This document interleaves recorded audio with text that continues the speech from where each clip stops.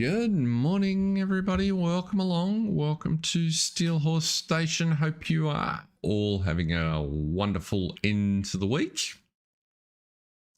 And just watching here to make sure everything is working the way I think it should be. It appears to be. So we are heading off to the Oaks today. G'day, John. Great to have you in. I think there is somebody else slid into the background. I can see reference to two people there. So welcome to whoever that might be as well. Not always nice to have people floating around wherever you might be in the world.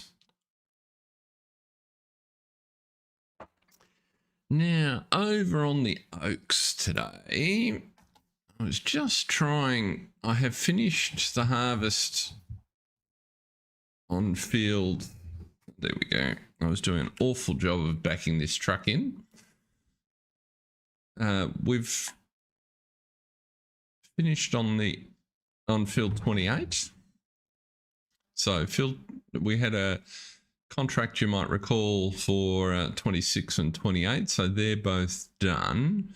Last time we purchased field 31. So I was keen to look and see. It is indeed ready to harvest. So that's probably what we'll do next. And then we have a contract to chip away on field 22 and down the bottom. Thank you, John. There we go. Down the bottom of the map. So 26 and 28 complete. 31 is now ready to harvest. Down the bottom of the map, we have a contract which is on field 51, which, as you can see there, looks like it's about halfway through. And looking across the map, there's a whole bunch of fields which are going to become ready.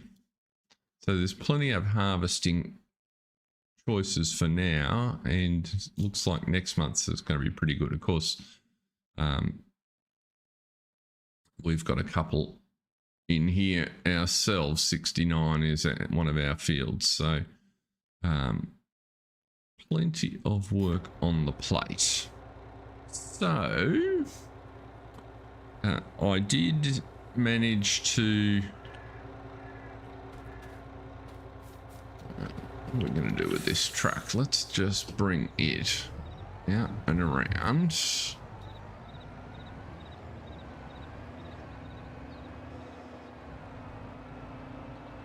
You can see we've got plenty of cash in the bank, which is good. G'day, Mark. Welcome along. So there's our sunflower seed field. Sunflower, canola field. I did manage to throw some fertiliser on it. So the yield is wonderful now. And some lime, as you can see. So that's all good to go. What I was actually thinking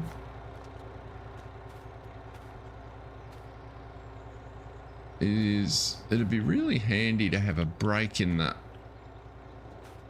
hedge just here so we can get access to the field. We might do that later on. Welcome along to others who have and are popping in. Good to see you. I'm still getting my head working this morning, but that's not terribly unusual for 7 a.m. I was in a deep sleep when the alarm went off this morning.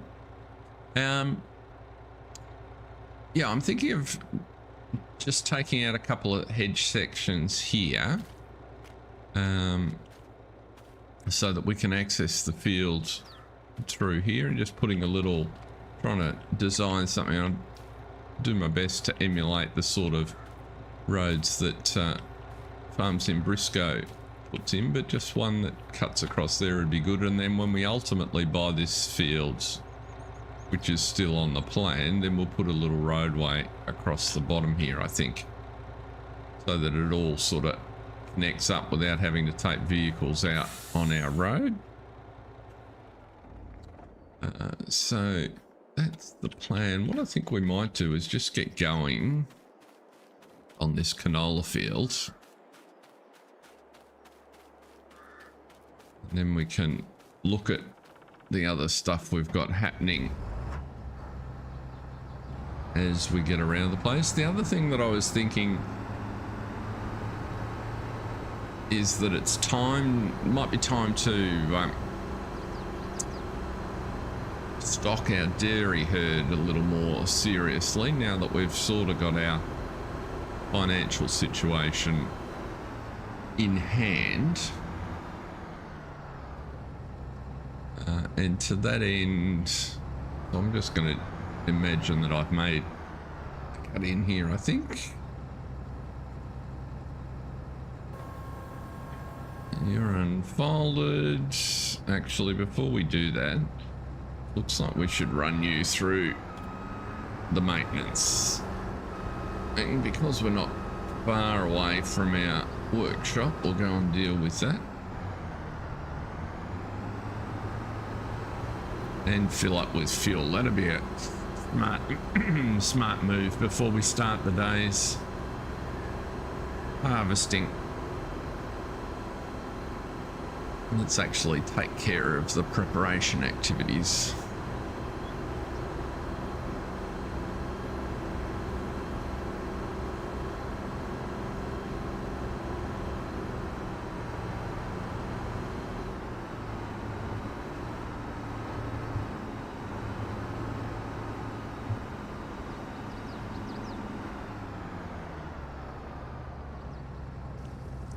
So as I sort of drove around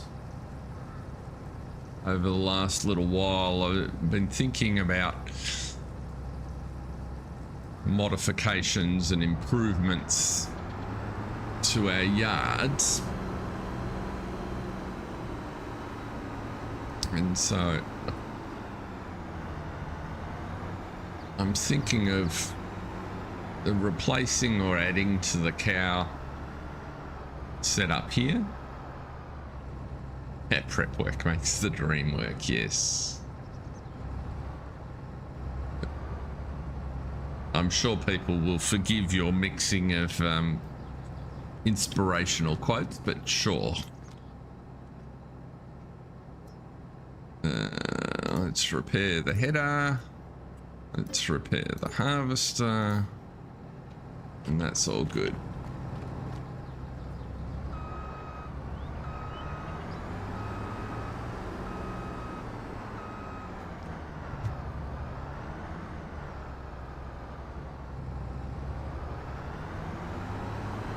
But in the Putney's case, it applies anyway, because they've got a team working on the farm as well. So you've got dreamwork, teamwork, and prep work.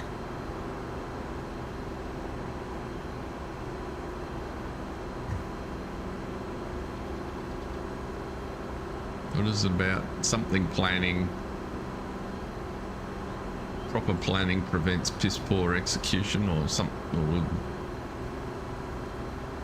along those lines. I'm sure there's something in there.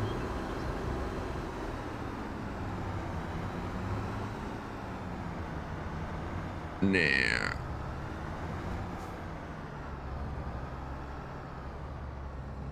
let's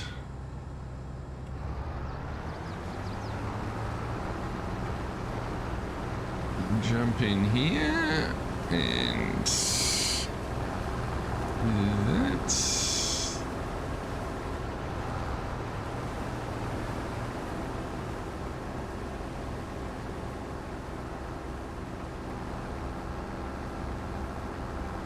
Now let's go here.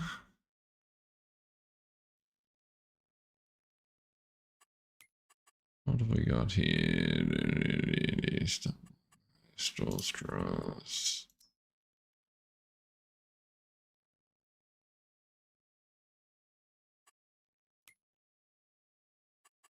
And create a job for you on, let's try that again.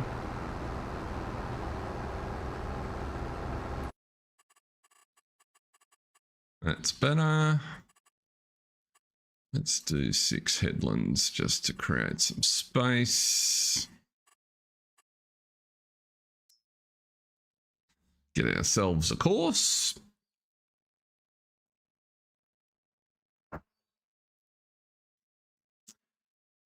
Eventually. It is a mildly interesting shaped field, but why have you gone to sleep on me?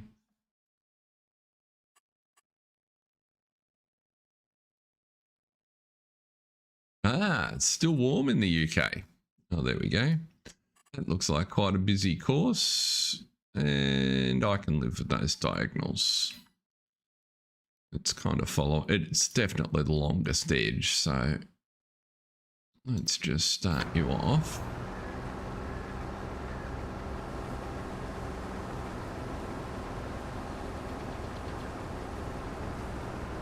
Yes, I'd had reports that it was what I would describe as pleasantly warm in the UK, but I know in some buildings across the country that will no doubt be uncomfortably warm. Those thick stone walls with little tiny windows don't help for a good night's sleep. At 25 degrees at 10 o'clock at night, yeah, that's warm pretty much wherever you are.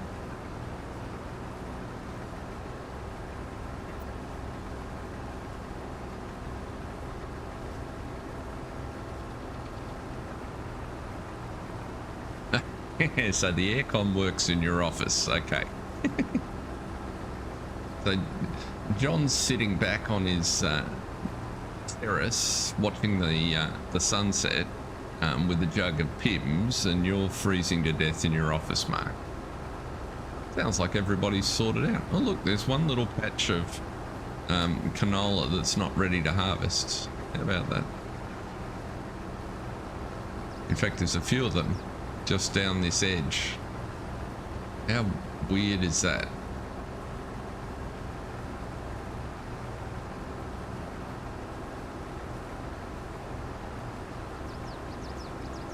How does an AI controlled field end up in that state?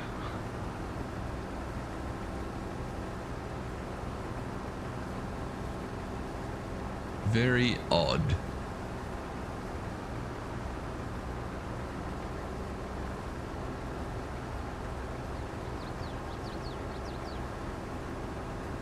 Okay, so I have no explanations for that one.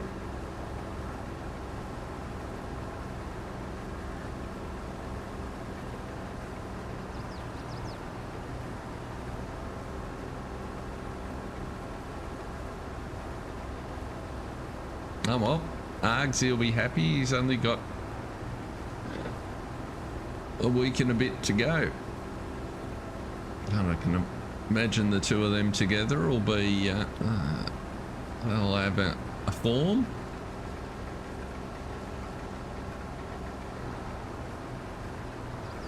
Right, so we don't need to. Looks like you're fairly much under control. You're not quite going to make a lap, so we'll come back when you've finished. Yeah, what have we got over here? You're waiting for people that we haven't started. So this is the contract that we're doing that we're about halfway through. We're just using the same setup we had on our field, and it is progressing fine. Oh, that'd be very cool, John.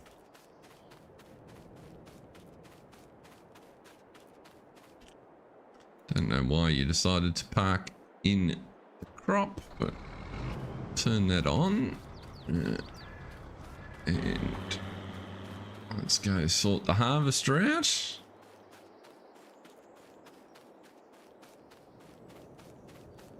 I noticed we've had some more mods overnight. I didn't have just a quick scan as I started the game this morning, but had quite a range drop this week.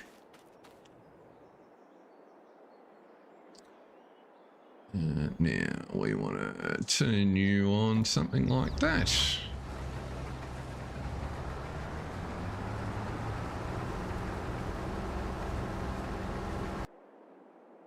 And I had, as you can see, I've begun baling. We've got 4 billion bales with our little baler here. Let's just back you up a whisker. He's not doing a bad job. It's really interesting, actually, if you look at the... So there's a quirk with the harvester that I was using based on the direction that it's worked a field. So in one direction the swath is this width, in the other direction it's narrower, and even though this baler's running the same course, there's a weird pattern. Oh, and it's slightly offset, which is just an interesting observation.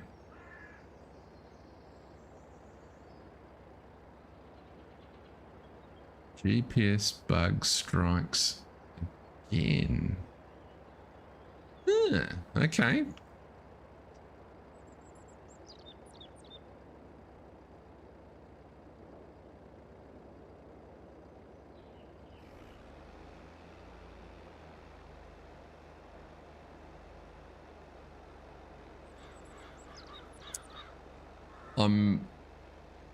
I would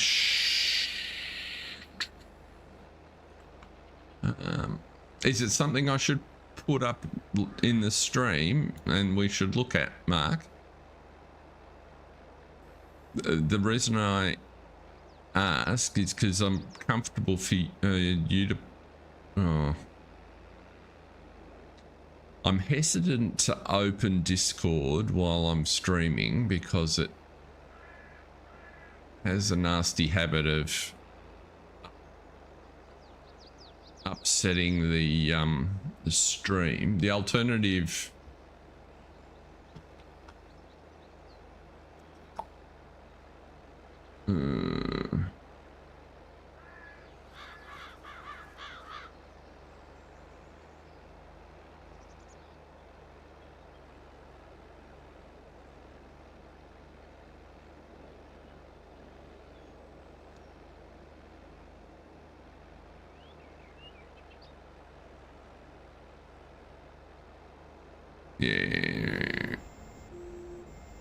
Yeah, it's just starting Discord that I'm worried about while I'm streaming. I've had it...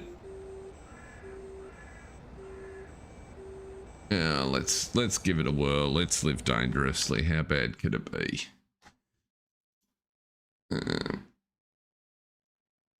Discord has a nasty habit of messing with sound settings. So, where are we there?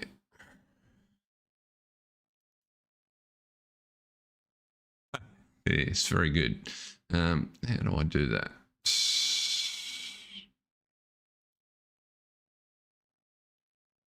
And then we want to go to there, and so that's what Mark has just... There's a bit of a Skyfall moment for Tom Cruise, who's subbing as a tractor driver for Mark on his stream.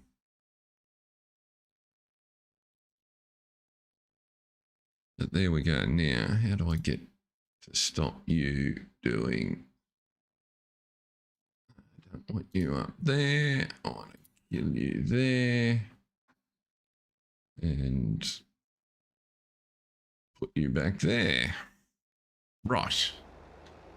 There is a comfortably wide pickup, but even so, every few rows it's left a little bit, but we've got a bazillion bales, which is good. Now, the other thing that I was thinking about... Oh, let's just, while that's musically entertaining us, let's go and check out the shop. So we've got the Series 9, 560.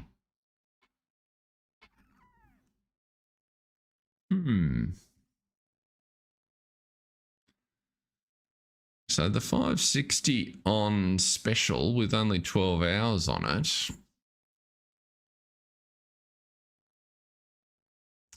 probably would be a good pickup.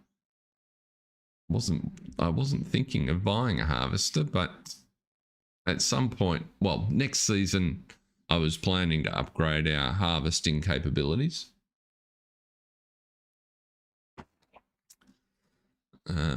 But maybe we... I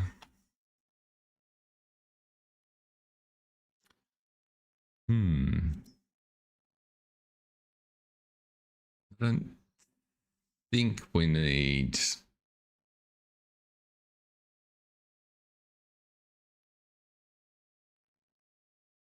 the Massey.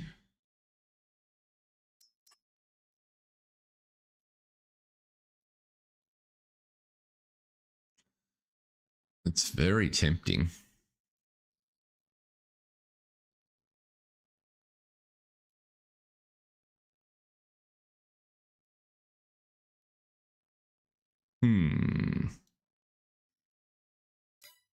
What do people think? Should we do that? Wasn't on my plan, but that hasn't stopped us before. While we ponder it.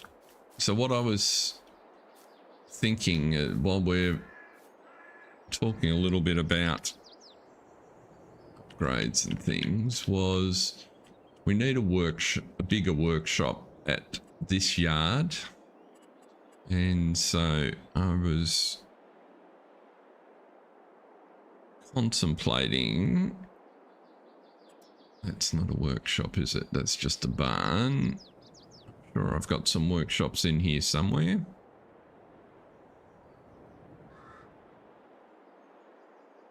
I mean, I guess I could always put a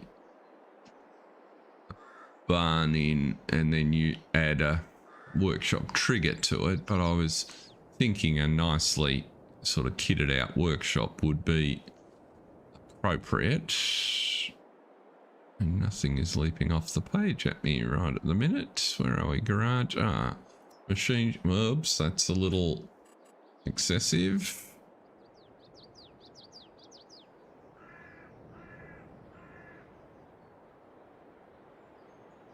We can go back and have a look at that. 10,000 litre capacity was immediately attractive. Because that's double our current precision farming. There's no workshops in those salvage.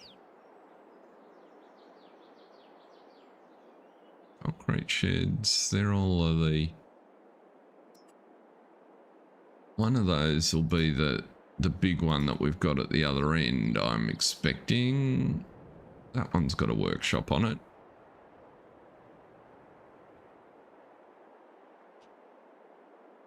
Although that's 140,000.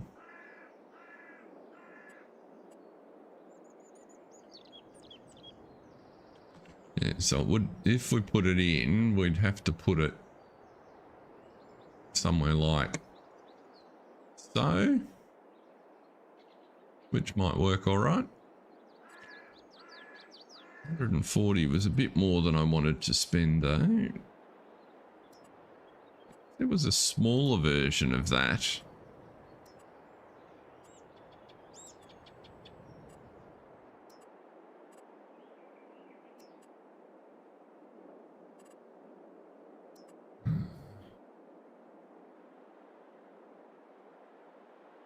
I thought I had more workshops. Where are they? Oh, here we go. That's where they're hiding. That's the one. No, it's not. That's the one we've got at the other farm.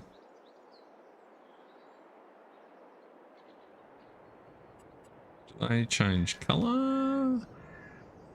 No, they do not, but that's a better price, 90,000, but we don't necessarily need maybe something like that might work. Low budget, that's about my speed. You'd kind of just pop that on the end.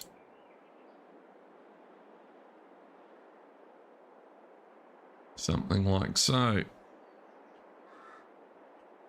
There's nowhere else that would sensibly locate in the yard, so maybe that's the go.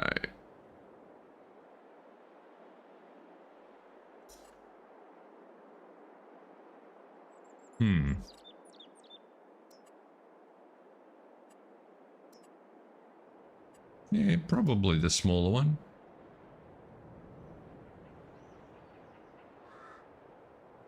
Just pop it in there and leave a little space to run a trailer or something up between the two sheds there.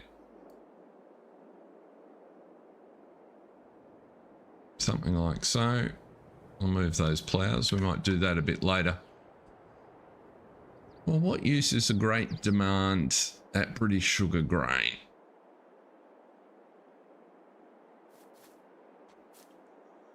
What's it a great demand for? Not likely to be anything that we have. Where are we? No, it is not.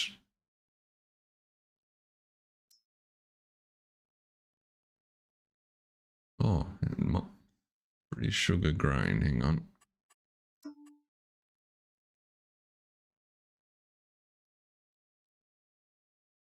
It's not a great demand for oats, that's for sure.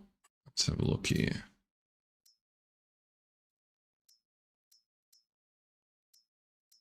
It should show me a...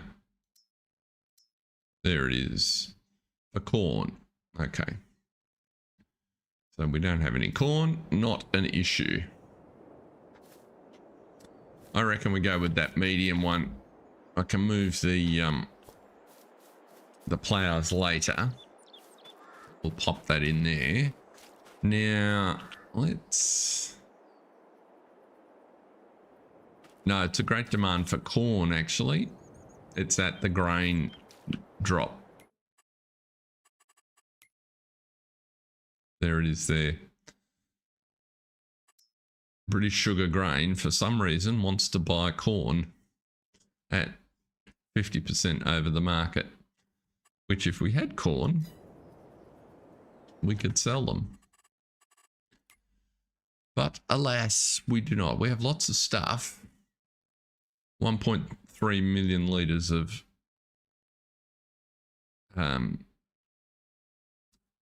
straw and counting. Now we got a good price for our sugar. Oh, that's what I've got to go and do. This other harvester will be wanting an unload.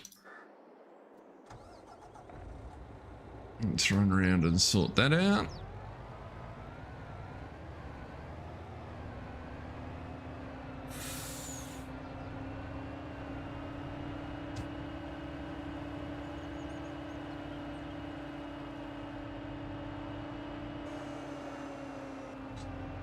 So we should get tons of canola off here now.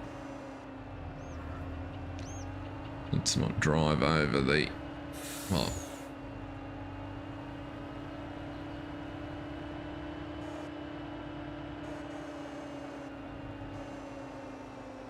the shape of the hatching on that unripened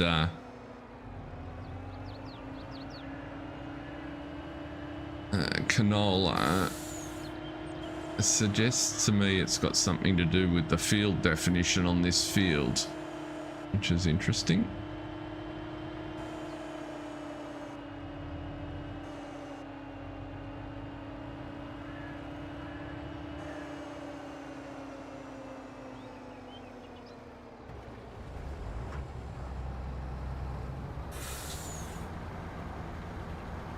There we go. Bit of black gold.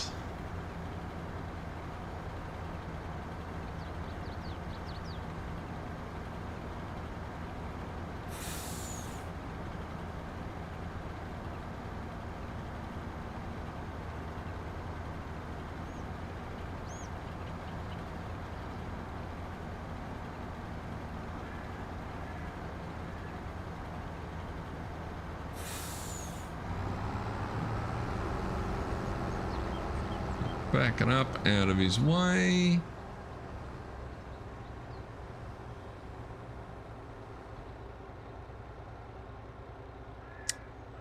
Yeah, I'm thinking grabbing that 560 with the bigger header would make all the difference at this point. And in fact, we're early enough in the harvest season that if we grabbed a header for it, it'd go a long way to paying itself off. Let's jump over and have a... So, 560 at 150,000. If we were to buy it outright, 285.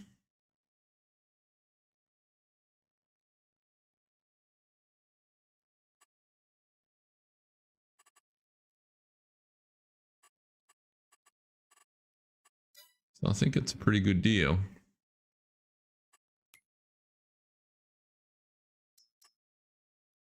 We'd put GPS on that one. Nothing. We'll set up standard. We certainly wouldn't put crawlers on it.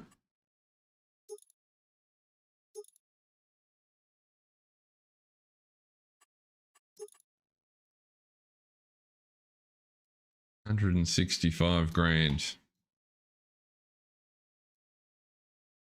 And it'll need some maintenance, of course. Let's just do it. Okay. We now own another harvester.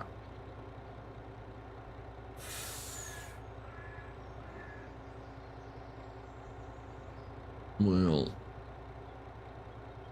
get a few more. Maybe now we need to look at contracts,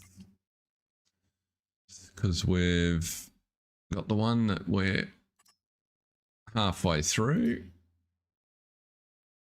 and one that we haven't started yet.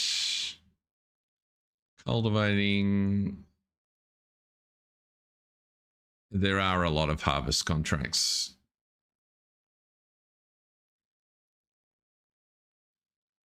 To be honest, probably an excessive number, but it is nice to have plenty of choice. We feel we don't really have enough carting capacity to take on all of these.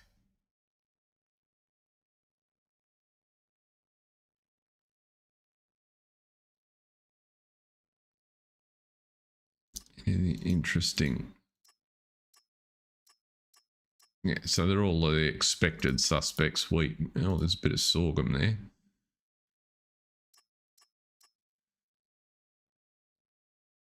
I'm thinking that it mightn't be a bad idea to stick the cultivator on a tractor and just get one of the kids running up and down field 26. That's kind of convenient. I think we'll accept that one, because then we've got let's come back there in a minute. Not that tractor. That happens. So I think I mentioned this in the other stream. If you restart a course, you've got to remember to put your offset back, because for some unknown reason, the even though it's an established course, courseplay doesn't save the offset.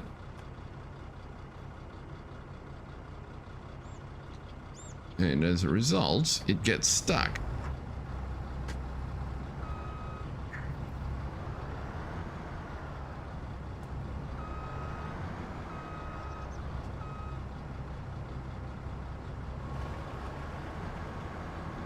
Now, can you sort yourself out there? Probably not.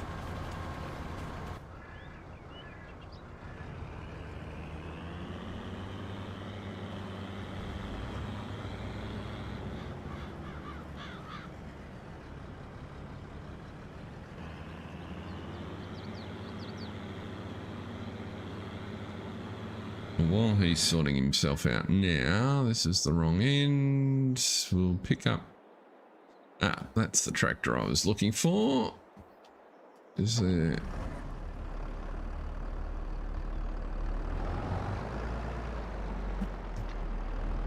Can drop the lime trailer in there.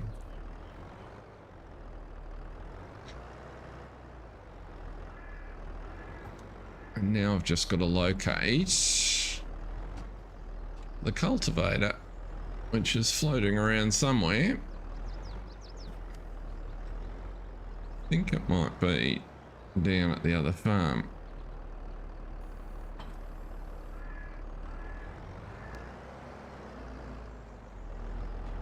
Because it certainly doesn't look like it's up here. Let's just zoom back out a whisker.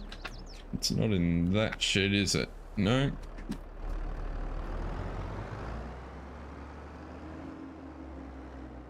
I'm pretty sure it's down the other end. So we'll send you to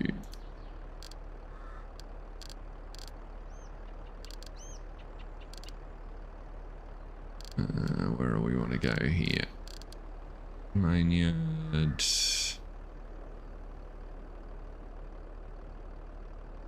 Yard delivery will be good.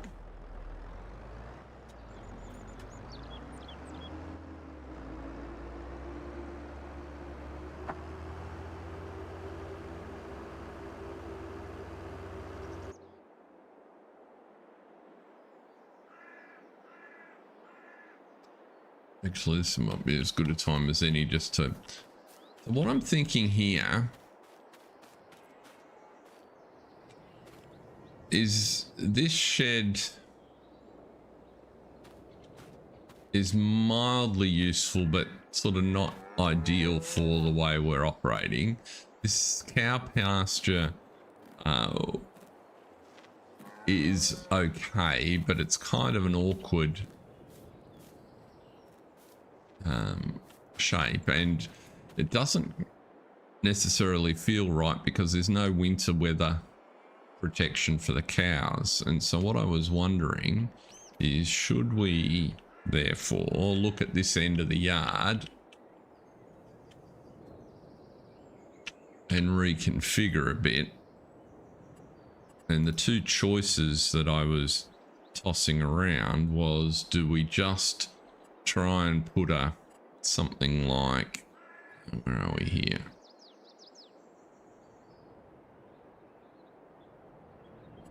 Something like this kind of alongside or partially overlapping.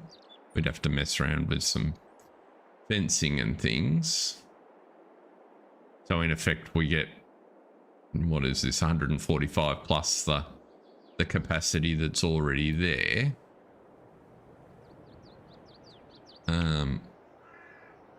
Or do we do something like this and replace the whole lot? So we end up with roughly this, an increase in capacity, but we position something that kind of fits. Now what we do here is we can fence in part, or we could just use just leave it free form and fence at the bottom end, so you know, across to the silage clamp sort of thing, and allow the hedges to be the natural fencing in the area, which is kind of, I think that's what I'm inclined to do. What other options have we got here? See, that one didn't come with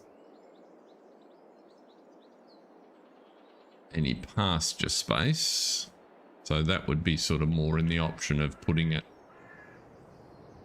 alongside like so.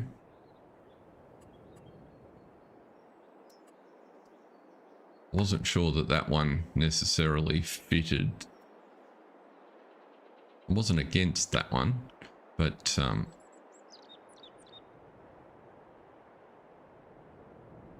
it was probably marginally more dilapidated than I was looking. The fencing didn't kind of fit with the style of the farm, and that one looked a bit too clean and modern.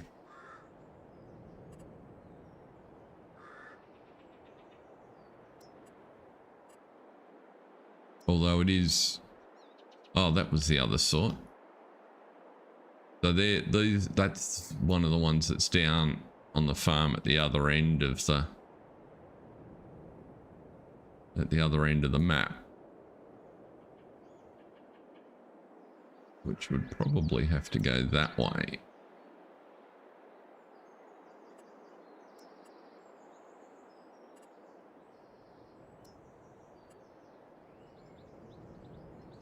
Yeah, I think I'm leaning towards this guy. Finding a way to pop him in. It's probably a significant piece of surgery, because we'll need to, I don't know that I can delete that. Can I delete?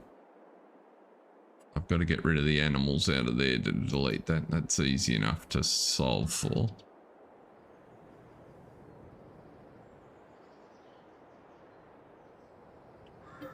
And I can delete the shed for 20 grand. Okay, so if we get a bit more cash in, that's definitely an option. So we could pop that in the end, and potentially then take this guy out, reconfigure it a little bit to include some bale storage at this end, and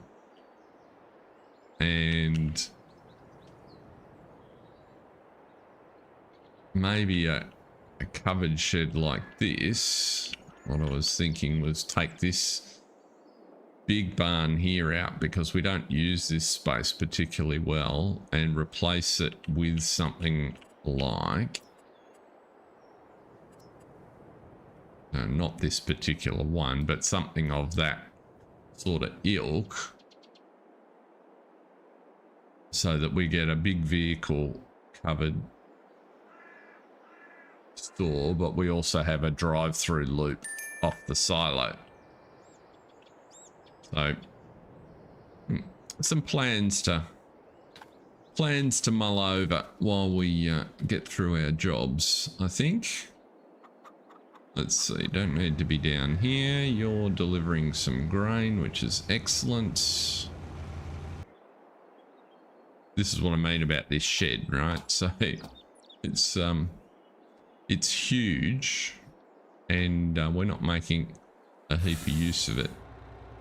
You probably need to go get a unload somewhere.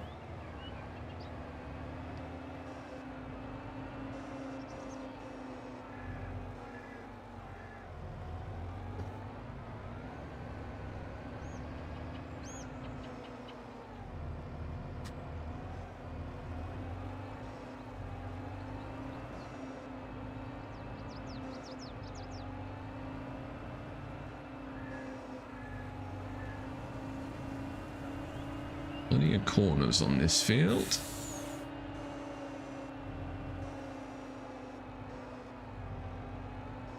Look, where have you gone? You got further around than I thought you would. You must have been just behind me. I didn't look at the map.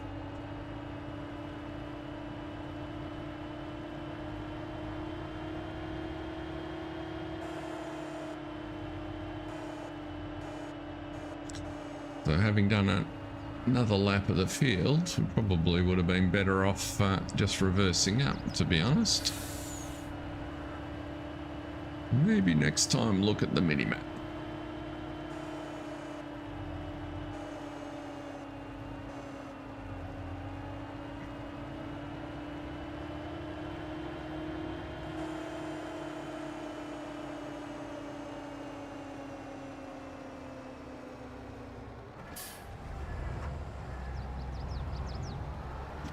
So what I'm thinking with that cow shed is obviously we had the money a minute ago, but then we bought a harvester, so we need to top the cash up now before we do that. But I won't buy any more cows until we've finished reconfiguring that area.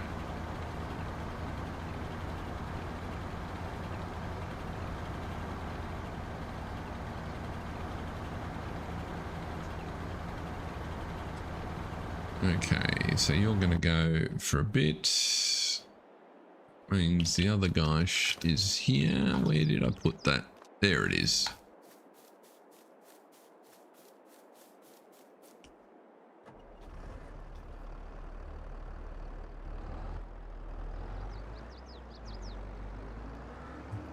Looks like we've got some more grass we can cut too.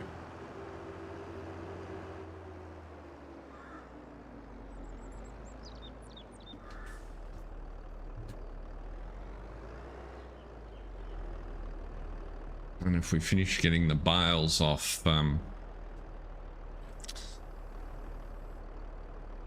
other whoops, fold you up, that'll be better. You're gonna go transport anyway, so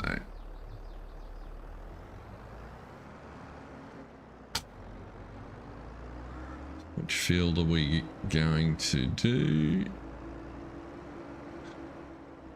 Poke your nose in the workshop down here.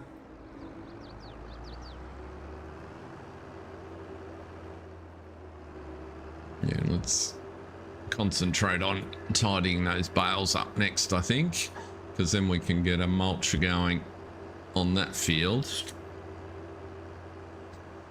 I'm thinking we might put canola in that field for next year, and then the field that we're currently taking canola out of, plant that with barley.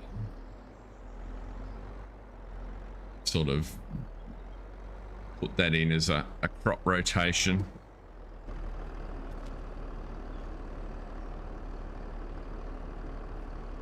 Repair you, yes. Never hurts while we're here. And now we're heading to field 26.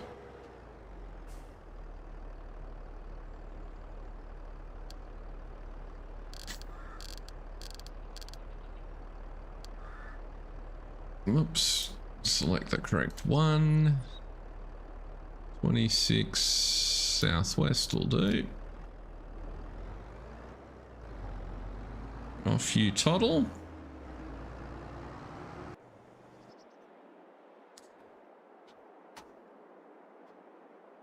I did pick up a semi trailer, so we've got quite a collection of equipment here at the store that we need to pick up at some point.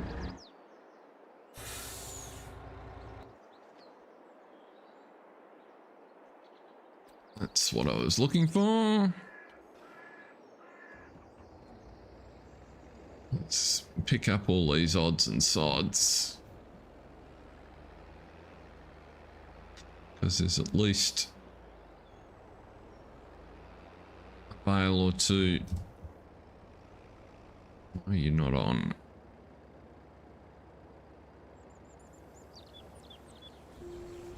That's better.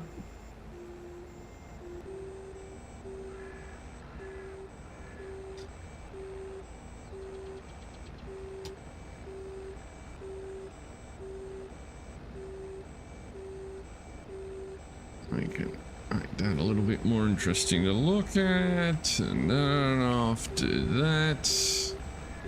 There we go.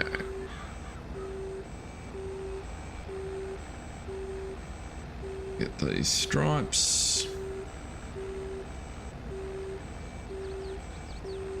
Although it's a bit of a slow pickup, there's not much straw in these little swaths that are left.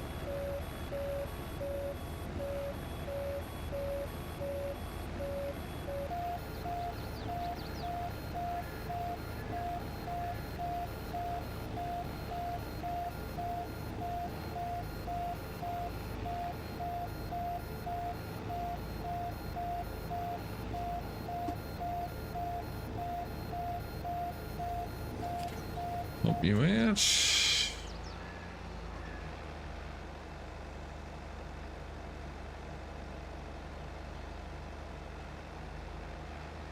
One thing I did notice on the mods list today that a bunch of script mods had been updated.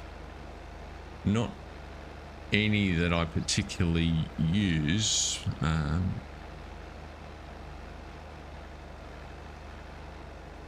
But I'll need to look more closely to see if I should give a couple of them the go.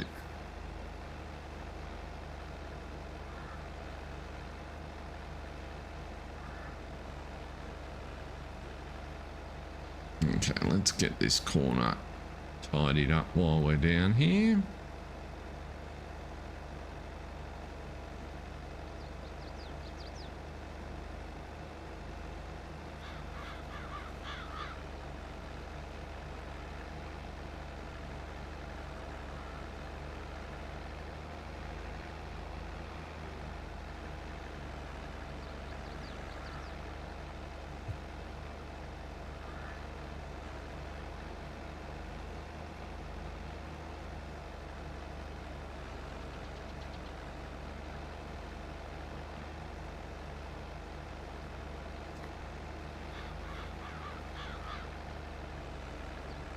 Mark, you have the year 2 seasons pass, don't you?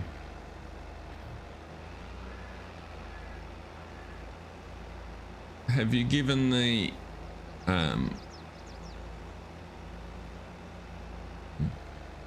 think is it the Reisha or the Reimer vehicle a go?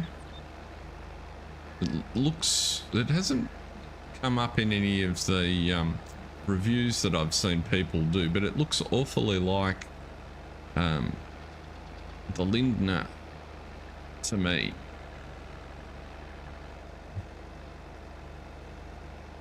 Yeah, that's what I thought. You'd won it. And my impression of the gear is,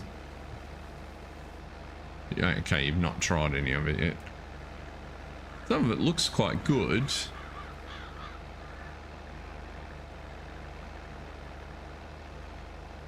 Yeah, maybe, John.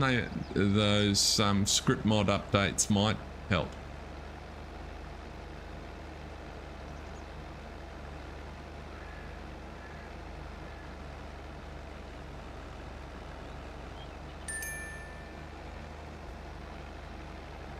There was something there from Lockie that caught my Lockie 79 that caught my attention as well.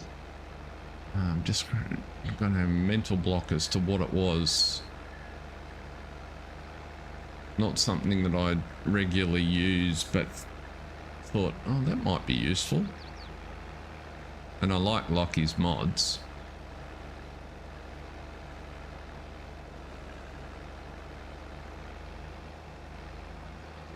Dump anywhere, that was the one.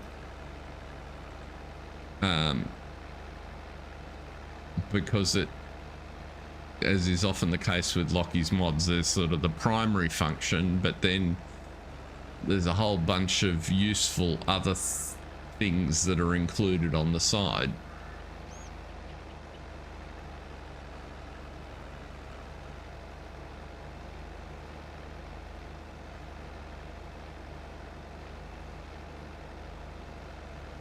So the things like the ability to forage, collect swaths on contracts, I think, was one that caught my eye.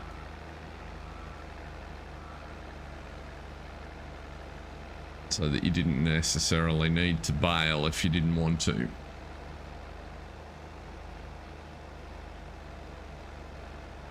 Now, usually baling works out to be faster, but sometimes there are situations where you just want to pick it up.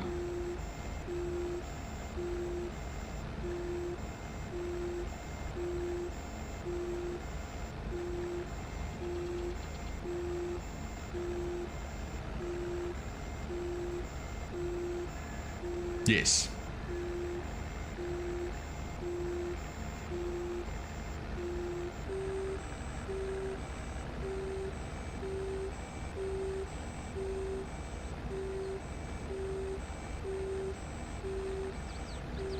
Yep. Yeah, that's the other thing is when you cut like that wide swath on the edge of grass fields that you're working.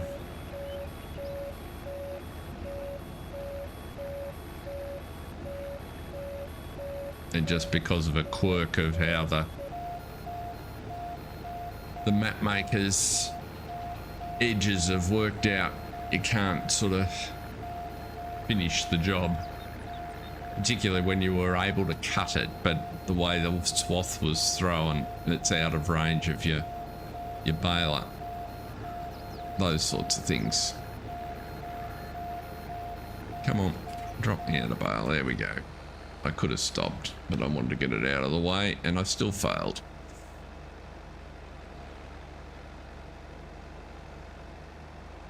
This combination of baler and this little tractor is really very maneuverable. Works really well.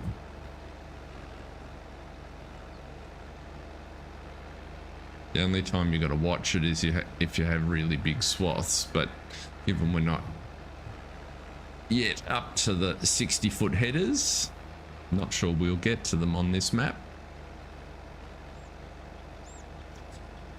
So welcome along, whoever's popped in. Great to have you here. I know there's a few folks lurking in the background, so it's nice to have you in on this Friday.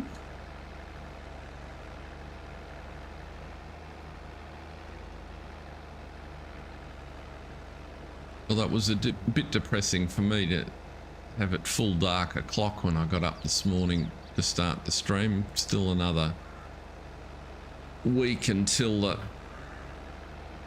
we get past the shortest day of the year, but it's not normally full-on dark at 7 o'clock in the morning in Australia, or well, in my part of Australia.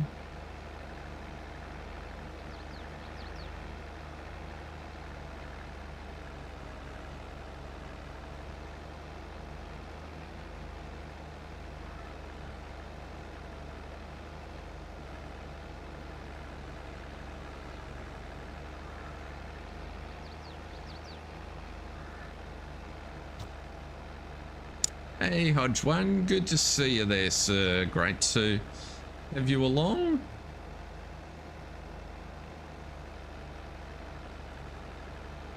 Clocks aren't going to change now until September, so we're back on standard Australian Eastern Standard Time. And then at the end of September, might even be the first week in October, I can't remember, they'll go on to daylight savings. I think it's within a week or two of when the UK changes.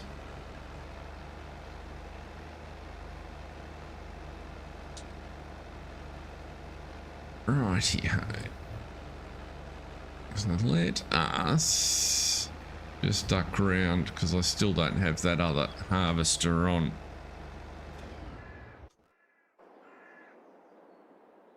What are you doing here? You're waiting for the truck to get back. Harvester is still running. Here comes the truck. Oh, have you just filled the truck up? Maybe you have. Okay, so maybe we might be a little bit earlier than that. I can never remember. Okay, you're ready to start 26. So let's get you going.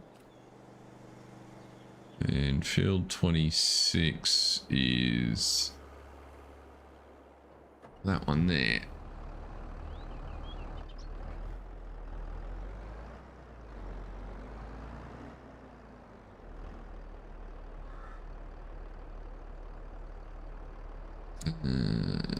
We want to kill that. Put that on there.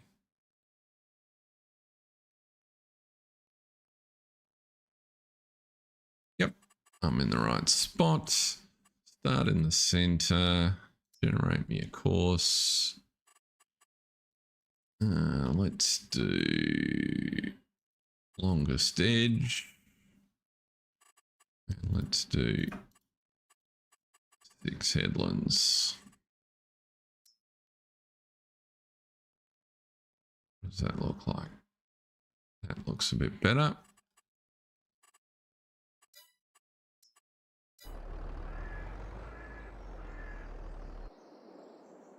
Where's the truck? Yeah, this time the harvester's back there.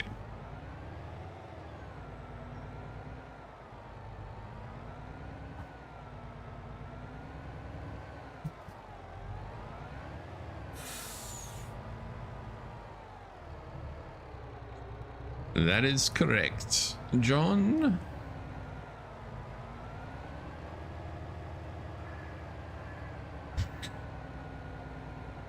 But the stream times get more friendly for you guys, so that helps.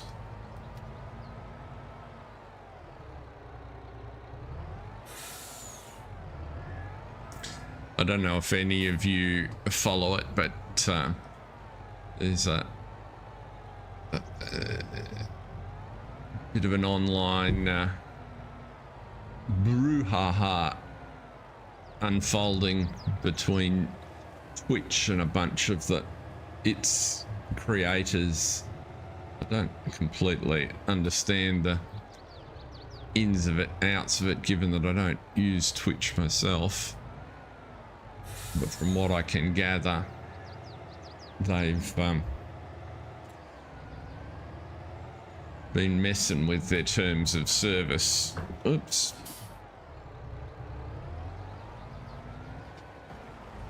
And just sort of sliding a whole bunch of changes under the covers that creators are not very happy about.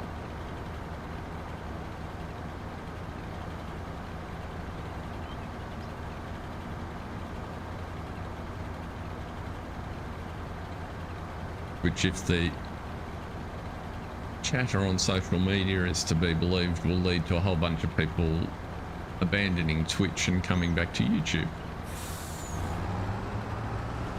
Which I guess these things go around in circles, but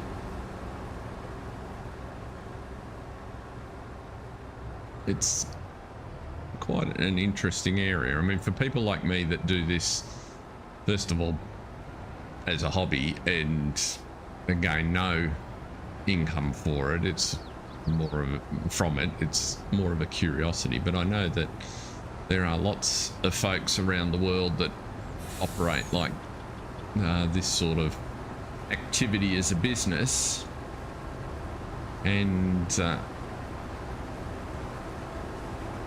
whole concept that you can have a service provider, which is what a content creator is, and then underneath them, and they're dependent on your service, being in this case Twitch, and then you unilaterally change the terms of service that disadvantage them. that's well, certainly in this country, that's called third line forcing, and it's outright illegal. Yeah, so it's quite an interesting situation, and I'm sure there are the danger in this world is you don't necessarily know the background and connections of your content creators. They might be on your platform just doing a game, but in their day job they might be high profile corporate lawyer, which could make life a little interesting for Twitch. So, in particular when people are dependent on the income. And if you're running a business and suddenly your provider just switches it off on you, that's a pretty nasty state of affairs.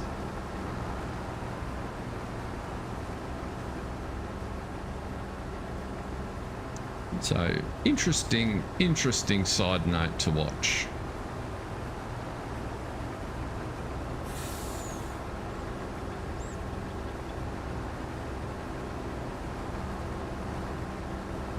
Rightio, we'll let him continue on. We've almost got enough headlands cut out that I feel we could oh, we got 61% there. Might run over the road and empty it.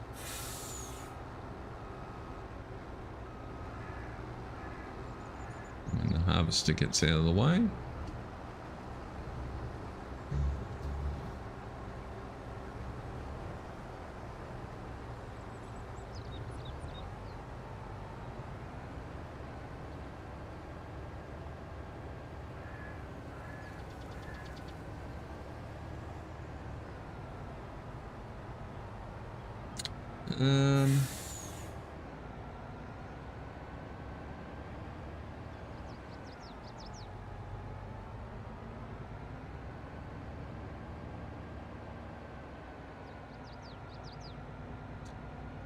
Yeah, I don't think that matters, Mark. I understand the distinction you're making. But the difference here is they're a distribution channel and they're clipping the ticket on revenue from your content. And if they magically, well, absolutely, it depends on the T's and C's, and that's the interesting thing with Twitch's change in the T and C's, because they are absolutely forcing some conditions. So, g'day, Jason McKinley. As I say, I don't use them, so I'm not as au fait with it all as I would be if I was a user of the service. And because I haven't met the levels to be interesting to YouTube, I'm not even familiar with the detail of the YouTube agreement, so that'll come in due course, potentially. I did see some rumors around the place that YouTube are lowering the bar whisker on the number of subscribers you need to apply from 1,000 to 500, but I haven't. That at this stage I'd put that in the social media rumor category rather than the fact category, because there's no evidence of it on my connection. If I click on the page on that part of YouTube, for me it still says I need 1,000 subscribers. So right, we might. Yeah, how do we want to turn you on? We want you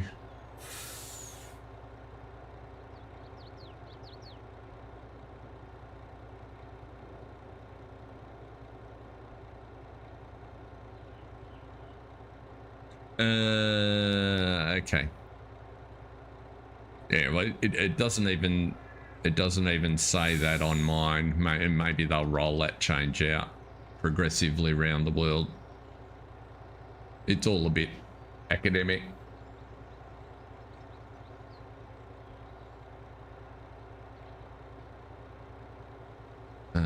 When you're sitting at, what was I this morning, 226, which is wonderful.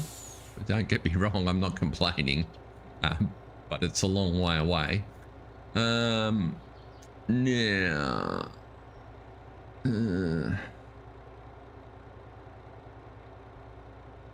exactly, which, based on the performance of the last few months, that's about another year away. But it comes a bit in fits and starts, so I'm not too...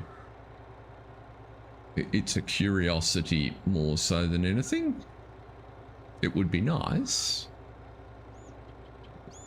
It's funny how, actually, what am I sitting here doing? I'm sort of just musing. But what I want to do is, we are on field 31. I want to unload the combine on the 31 and put it in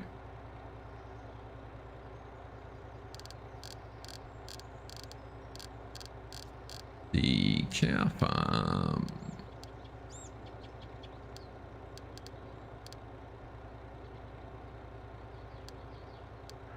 Silo. Yes. And then I want to go over to, oops, press the correct button on the other side of the fields. I can't click from there. I need to go to there. Enter. Then field 31.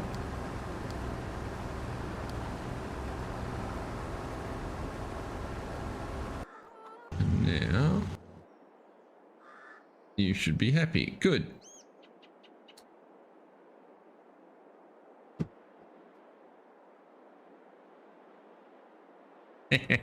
Yeah, you had a challenging day. It's always emotionally draining when you've got to go to a funeral and it's hot. So have a good one, John. Hope you have a good night's sleep and enjoy your summer weather. He's up and running. That's good. We can continue back here.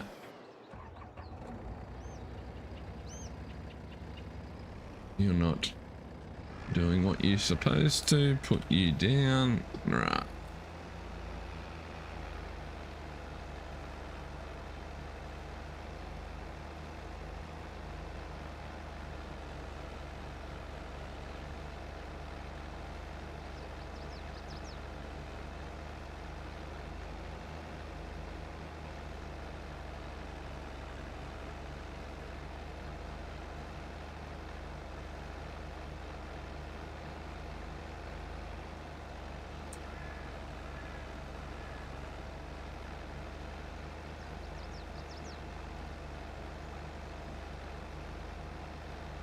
In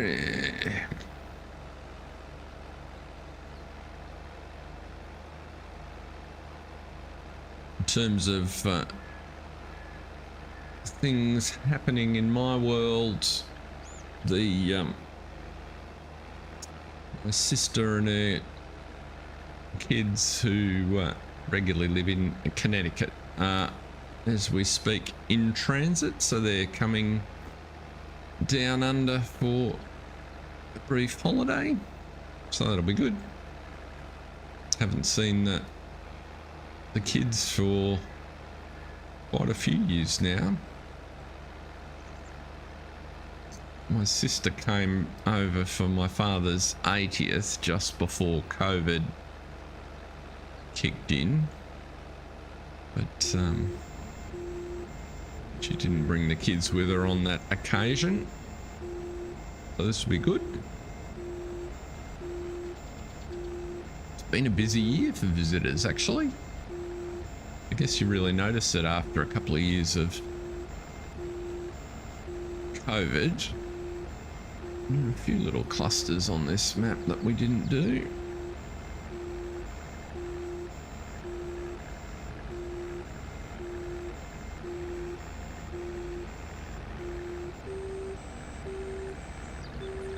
This shouldn't take too long. There's only a few of these stripes.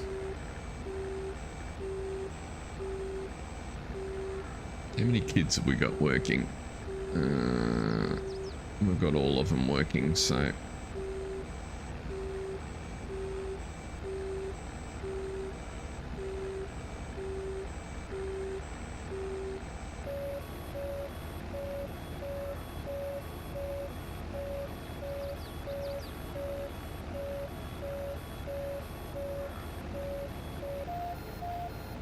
Almost getting there.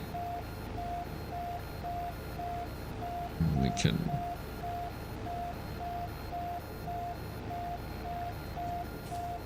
I don't like that. Yeah, dramatic music at the movies.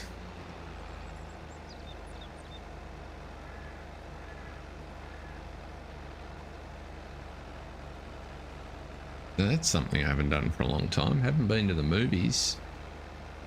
Haven't been particularly inspired by movies of late. They haven't captured my imagination at all.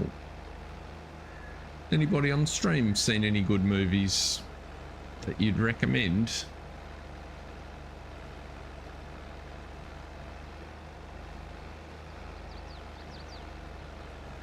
Allowing for the vagaries of release dates, of course, wherever you are in the world. So just because it's current for you doesn't mean it's available everywhere else, but it's always interesting. Let's see.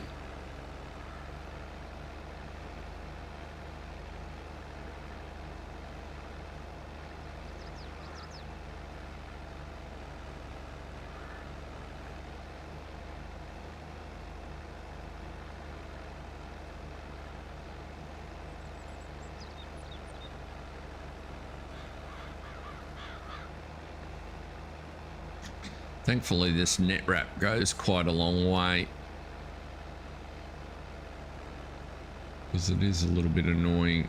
You can't refill it until it's completely empty, which I suppose is realistic.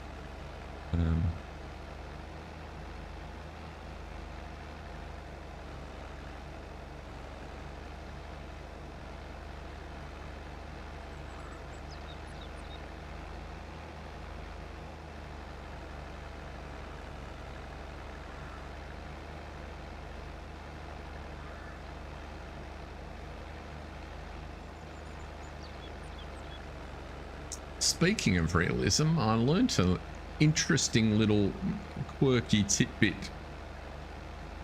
Can't even remember whose channel I was watching or what I was reading. It was no, it's escaped me as to the source, but the difference was it was a real world rather than a creator, and it was a discussion about the direction you work your field, and the observation that particularly with corn,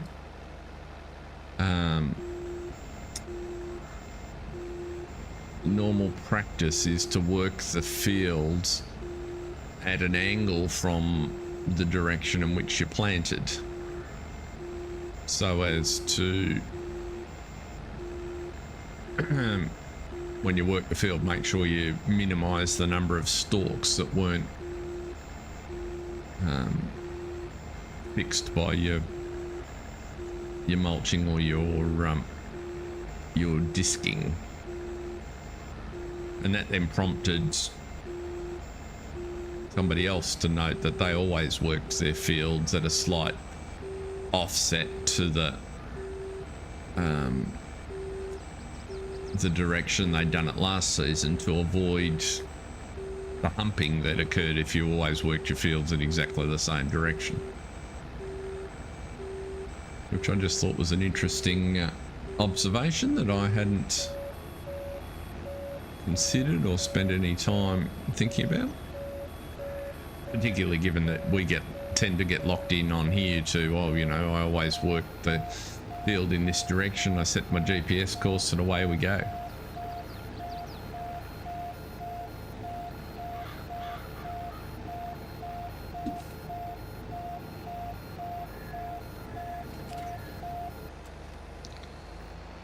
Okay, we're almost done.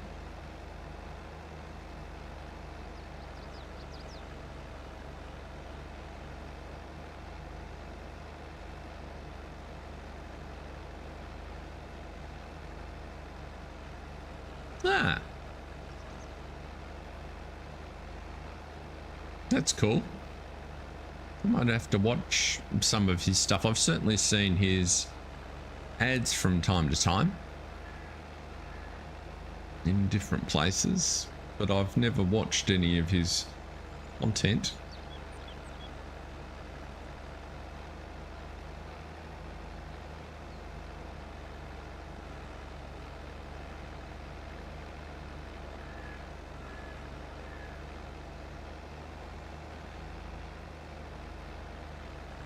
It's the sort of thing that struck me somebody would have mentioned to Virtual Farmer, and that he'd be all over, but that I've never seen him cover.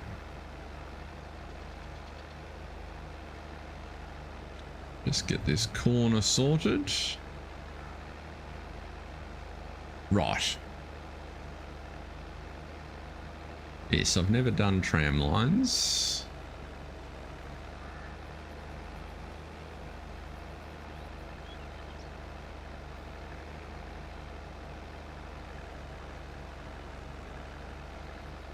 Maybe that in itself is a reason to watch some of his content and sort of see how it's done. I don't, because I'm quite interested in the I might say the right way to do it, so much as the what convention and practice dictates. Because I just, quite frankly, don't know. We've still got a lot of bales on this field. I think we're going to fill our bale store for the first time.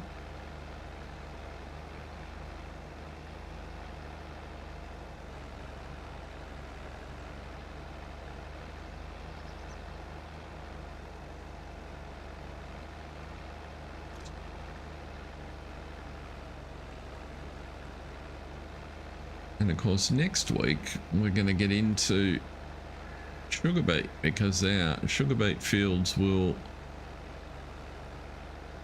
come ready, and I'm sure there'll be some other contracts, so we'll be able to load up our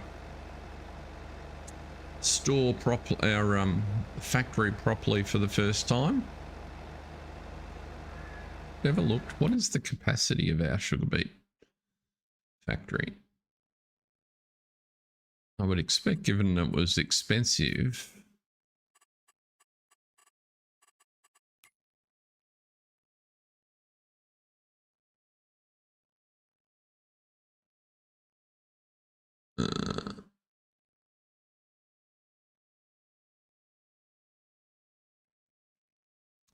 here we go. Sugar beet cut, 500,000.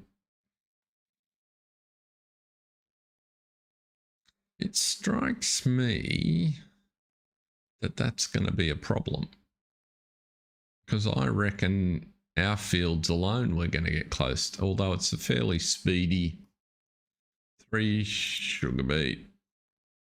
And, oh, we need to arrange some cutting, because cutting makes a lot more sugar.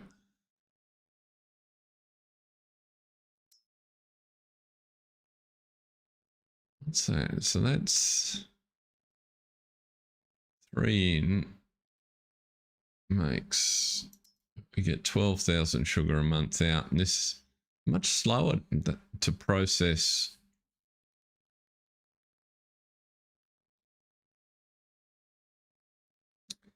So we only get 9,000 litres a month out. It's going to take a while.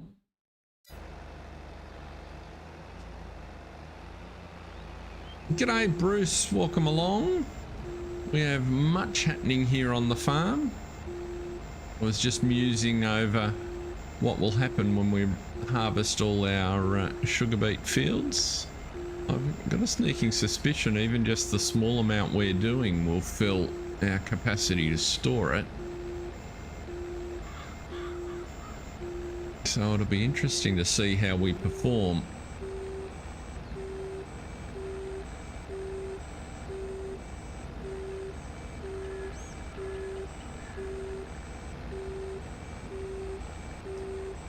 Might influence what contracts we take on. So you watch Ollie blogs.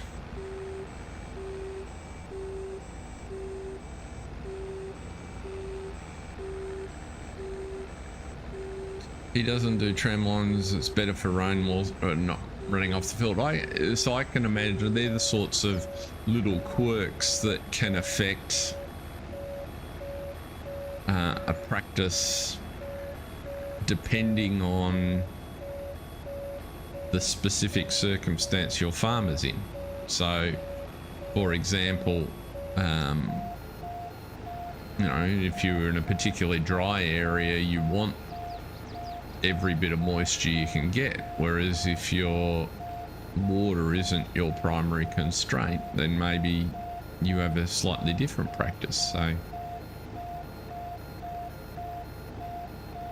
is that the mod that includes it? Beet Ninja, is that the one? That's the one I've been looking at, I think. I'm pretty sure I put it in. Where are we here? Beet technology. Don't know if it'll come in that list. It does not. It'll be in auger wagons if I've got it. Beet cart. Is that the one? That was one of them. I thought there was something called a Beet Ninja.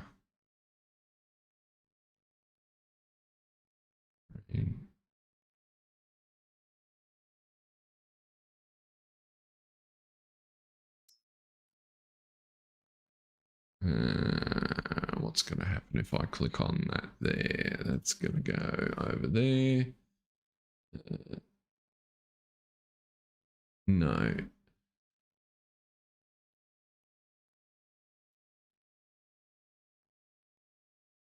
Yeah, it's... So I don't want to do that.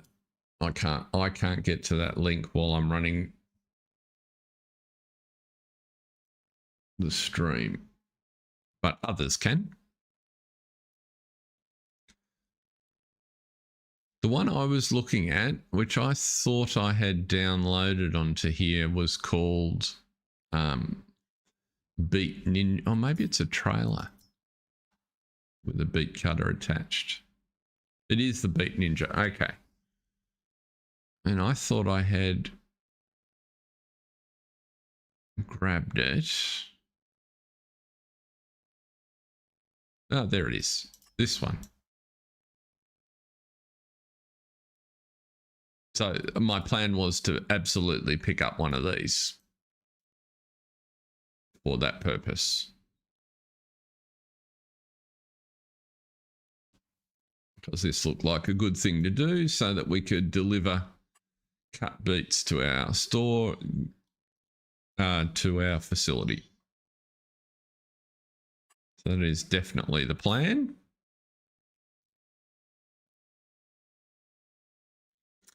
I think because we own the factory, we'll buy it, Mark. Because one way or another, one of the Putney kids is going to manage the sugar operations, so I'm pretty confident we'll pay for it comfortably in a season. We've got the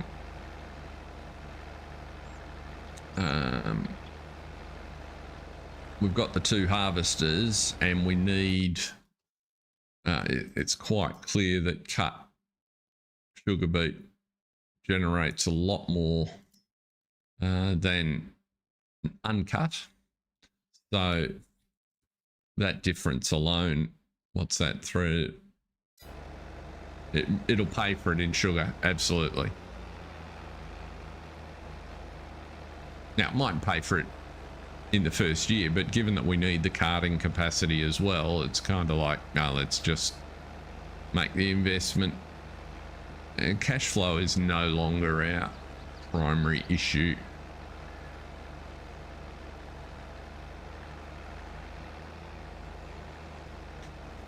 Almost done. What do we got? Just a little bit over there to pick up.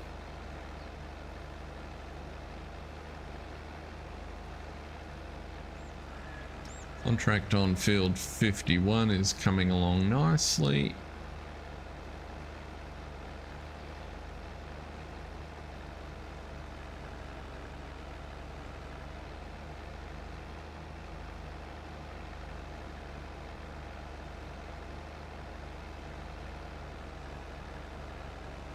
So we need to look, does this field, now that it has been, where are we here, 68. It doesn't need ploughing, so that's good. So we will just mulch this and drill it with canola, I think will be the plan.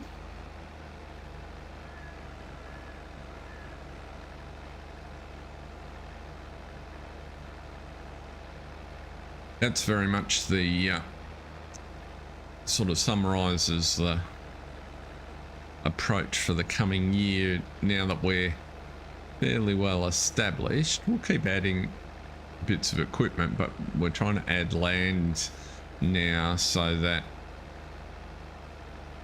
working contracts becomes less important than working our own land. That's very much the spot we're aiming to be. So we want to be keeping all of the family employed, working our own holdings, and I reckon sustainability on that front's probably sort of a year away. I've started to add fields at every, well, we've added a couple, haven't we? We've added 69 and more recently 31. So, and speaking of 31, what's happening on 31? Canola is getting emptied, so that's good.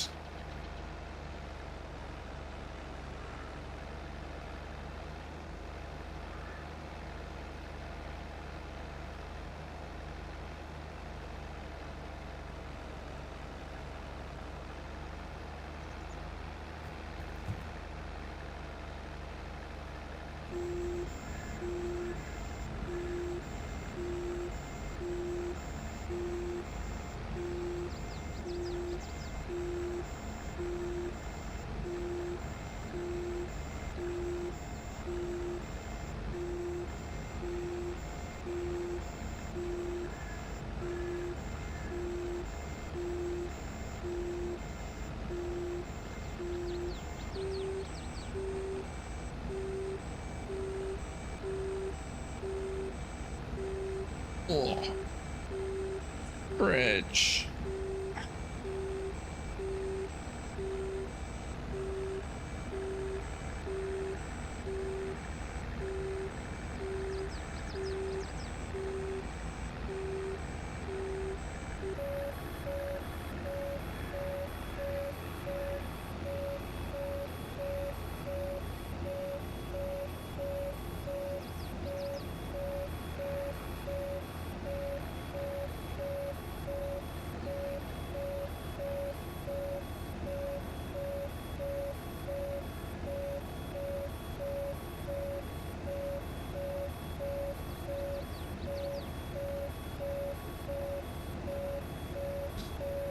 Almost there. And then we can whiz around and pick up some bales. And get the mulcher started. Oops.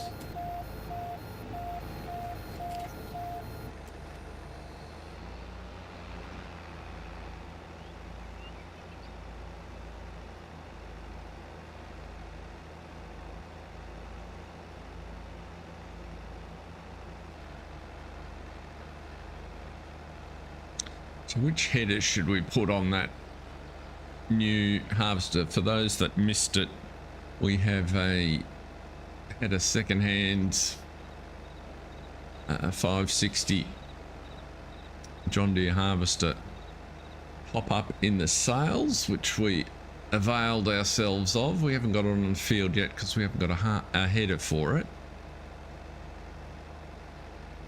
but that'll be a nice upgrade in our harvesting capacity. The two pair of TXs has served us very well, but going from 5,000 litres a tank, or 5,600 litres a tank, to 10,000 litres a tank will be a nice little uptick in our harvester capacity, along with speed and the ability to drive a wider header too. Right, I reckon we are getting very close. We're going to struggle to finish this bale, I think. We'll just see how this run up here goes, and whether or not we chase it round the corner. It's not like we've got a shortage of them. What are we sitting on? 1.3 million litres of straw. So that'll be a handy little payday when we get to it as well. We just got to remember to deal with it when we get to the right time of the year. Which is what month? January. Yeah, $120,000 worth of straw sitting in the vario. So is that our cultivator? Where is he gone and got himself tangled up?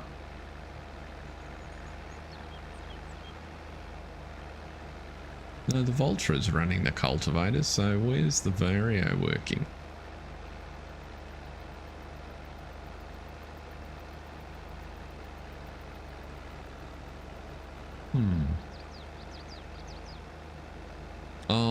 Oh no, I'm confused. 46%. Yeah, this is not going to finish this bale. So I might just mosey on back.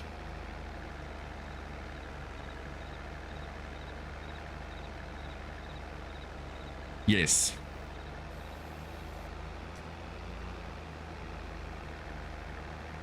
It's one of the reasons why I like to start in Struggle Street in some form or another, because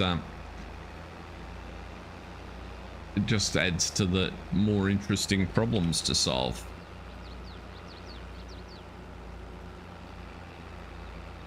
But yes, once you break the economic constraints, it moves along quite nicely.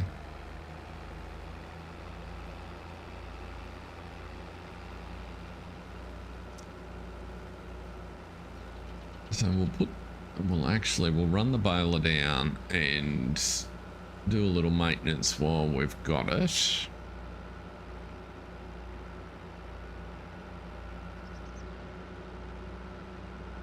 The sugar beet in there is looking lovely.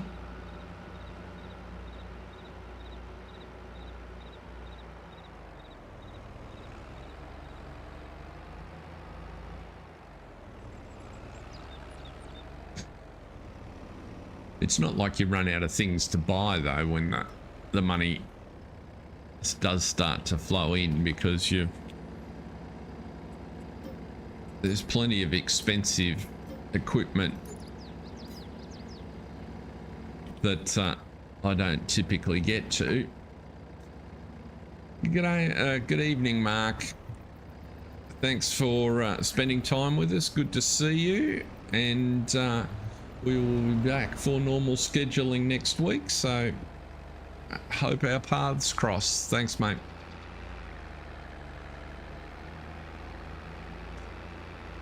Now, where are we up to? We'll pop the baler away.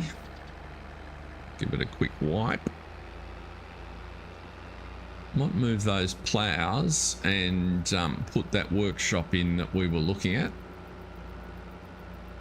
while we're thinking about it, so that I'm keen to have a workshop for those that have joined us over the last little bit. I'm talking about a workshop specifically for this yard.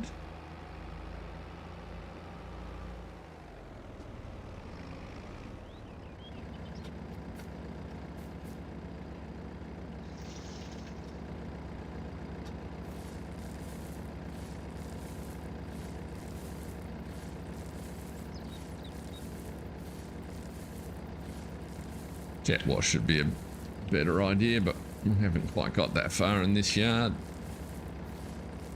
Oh, nice shiny edges on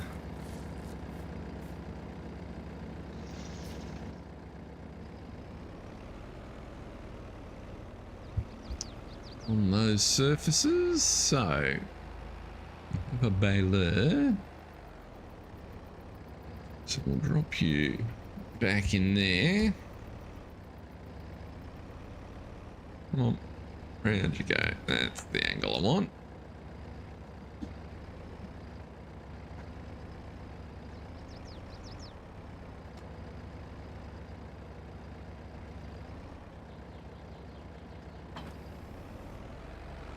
And let's just... I reckon it's only the back one that I need to move.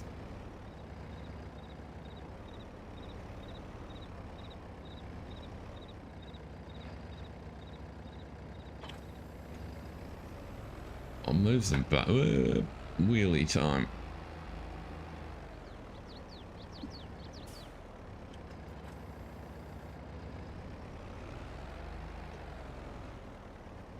I'll move them both so that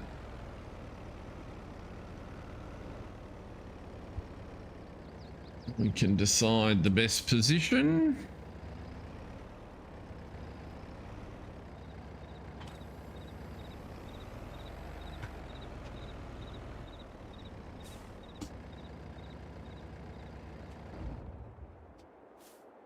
What I'm thinking is, let's go here. Now we can see what we're doing.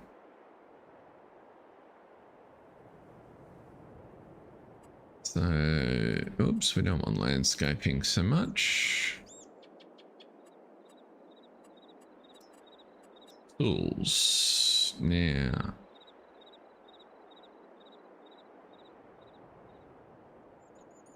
What we were... So this is the one... That's the one we've got at the other yard. So I don't think we need to be that big. This is the smaller version of the same, which is only entry from one side rather than drive through, but it's still too big. There's this one.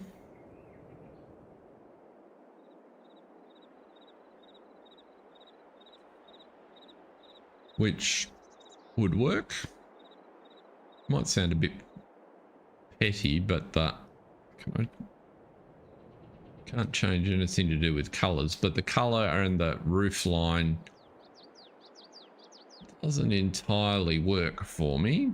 Although I do like the size of the workshop bit. And then there's this guy, which I'm kind of feeling is more in keeping with the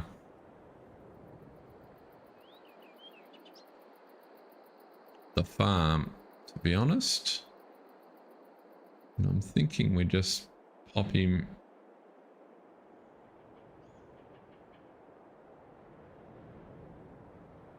People think pop it in there like so.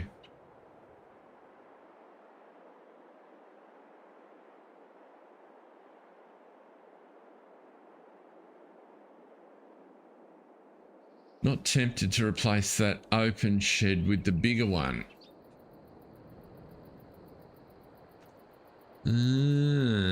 So do something like so.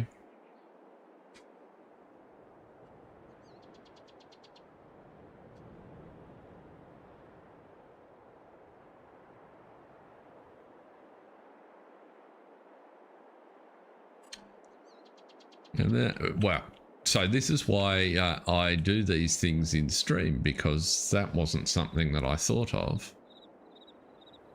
Well, we wouldn't use the 90 because we don't need the drive through in that situation. What we would use is the 60.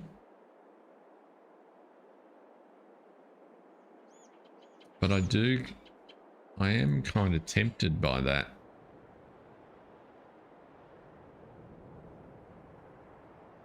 I'm definitely tempted by that. Because then what we could do is pop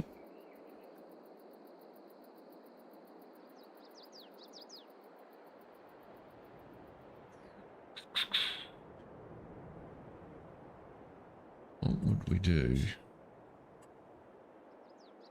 I think what I'd do is I'd move the fuel tank as well. So I'd bring it up to this sort of area in there somewhere. And then, because we need something like that covered space, because there's a lot of equipment in that shed that I wouldn't want to store in the workshop. But then we go for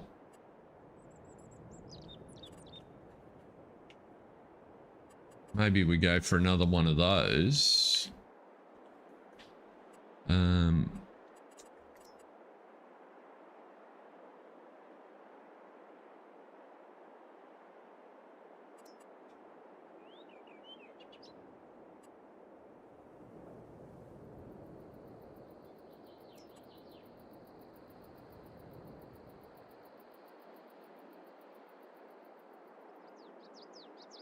At the end, something we could even do sort of a drive-through-y.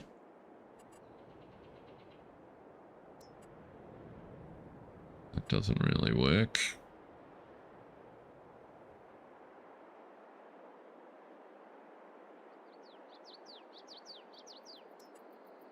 Too small. What do we got here? Too small.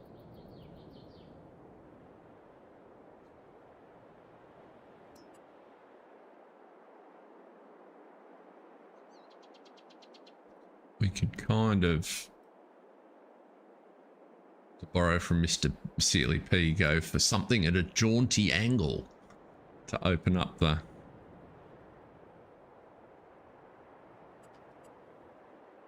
The only thing I don't like about that is the posts.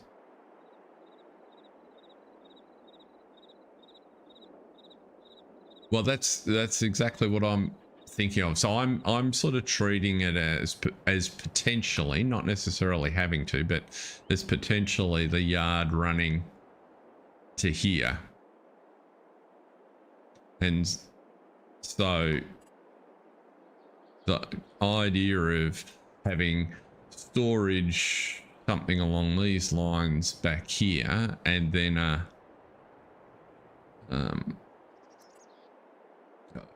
bigger version of drive-through sort of in the middle is not beyond the pale. But I haven't sort of worked it through.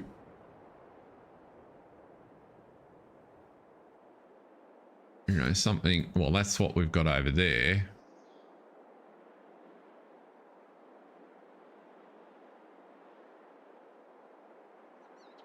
I think there are definitely some possibilities. I think that another one or two of these sheds would kind of work. Maybe it's as simple as you just go that way on the side of the garage and leave the area between them open. So what I think I'm going to do, because there's quite a lot of faffing about to get all the equipment out of this one, I think I will do that off stream. I like the idea of putting the workshop there, so I think that's an excellent one. So I think I'll put that in place, and then based on how that looks when it's all there and we can see what pile of equipment we're dealing with, then we can choose the next step. I think that might be the way to do it. Where are we up to here? Let's do a load of bales.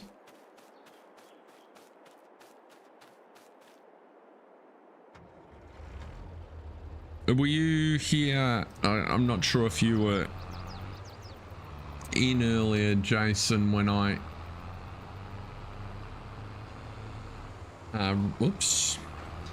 roughed out my thought 3 cows at the cow farm.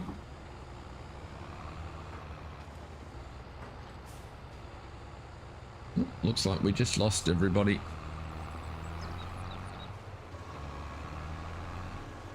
It is coming up to 9 o'clock, I guess.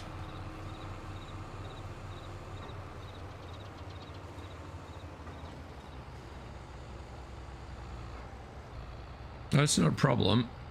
So I can jump up there quickly if you've got a sec and run through it. Let's go to the other farm.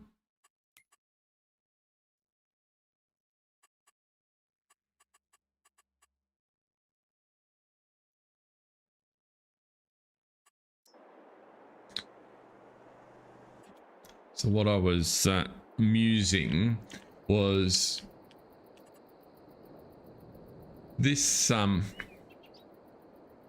cow pen doesn't kind of work for me on a couple of levels, and so one of which is there's no winter accommodation for the cows, and so what I was musing is, do I add to it by just putting, you know, say a cow shed alongside in some capacity, or do I take something like this and replace? Either way, ending up with something in the order of capacity for 250 cows. And I think the place I'm leaning to is to put something like this in back here and then fence. I'm gonna turn that off. Then fence across, say if the corner of the building is here, fence across here and use the hedges and the embankment as the natural border for the cow area. Get rid of this shed and put some dedicated bale storage in the corner here and just sort of tidy this area up is what I'm thinking. And I was just running through the options, and that one that I had with the out of the fenceless husbandries pack, these are at the other end of the map, which are not bad, but they're not necessarily what I'm going for. And so I was sort of, that's where I came back to this one. Now it's quite exy, although we'll get some cash back from selling what we've got.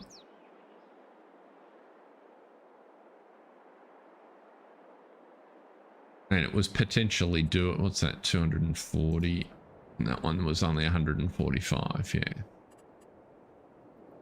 See, something like that potentially could sit here and then I'd just leave both of them there. But that would be a little bit of fiddling around because we'd have 2 cow facilities sort of superimposed.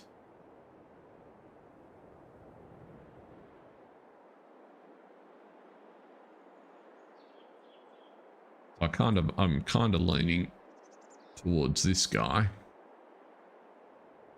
And I think I could make that look fairly attractive in that space.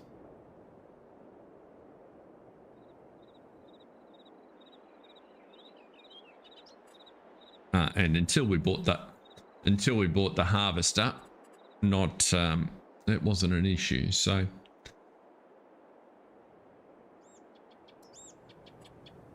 that one just looked a bit old and rusty, and the fencing didn't suit me. So that was all I was referring to. Oh, looks like we've had a clash. What's happening here? It's the first one of those we've had for a little while.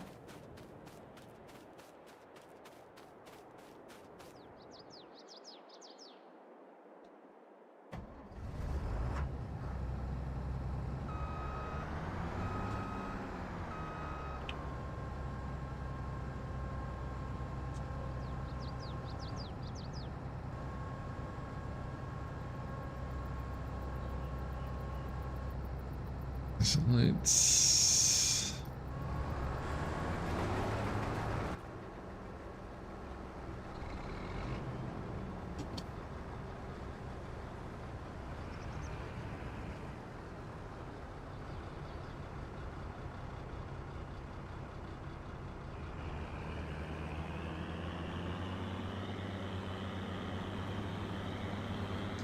Rightio, now where's the other one going? Oh, we'll get some bales. Get a load of bales and then... Where's the other truck going? Vultra, man... the man's doing okay. And what's our crop holdings in the silo looking like? We got a little bit...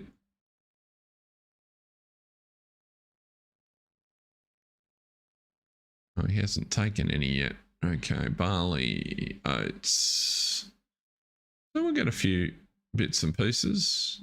Keeping in mind that we put 240,000 litres of barley in our chicken coops as well. So as crops go, pretty good shape for the 1st of August, I think.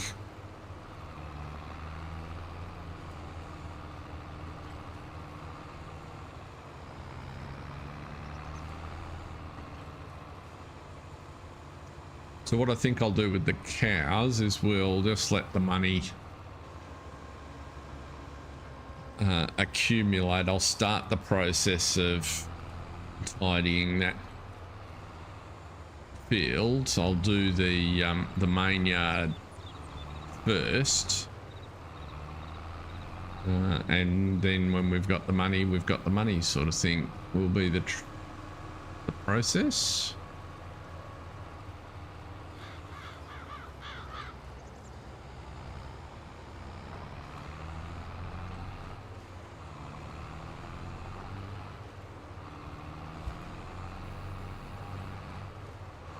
So this side of the field's not in bad shape. I can probably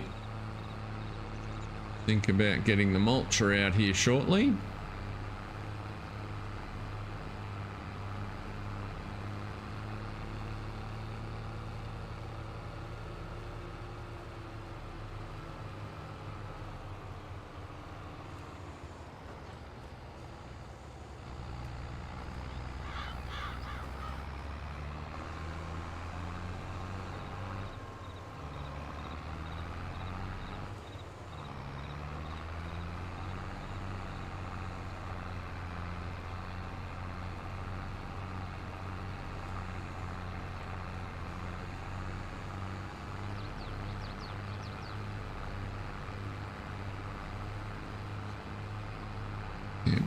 at least 2 more trailers on here. But I think we're going to be getting pretty close to filling that bale store. Drop this lot in. Go and check on our canola harvester.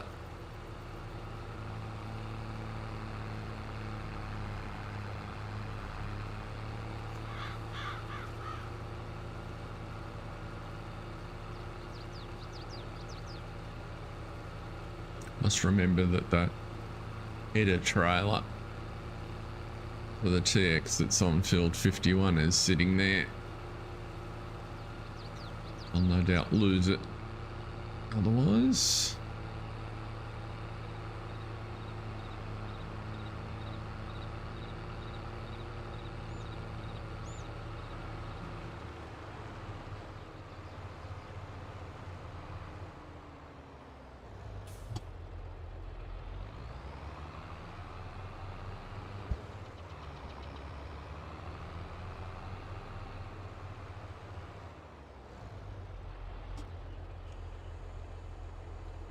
As you can see, we have a bunch of bales. How big?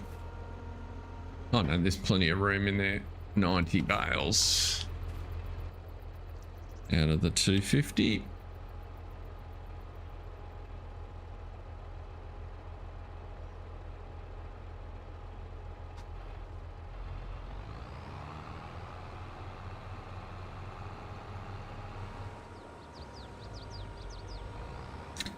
Let's go up the other end and see what's happening up here. Yep, you're harvesting fine. Where's our truck gone? He must have gone to empty, is he?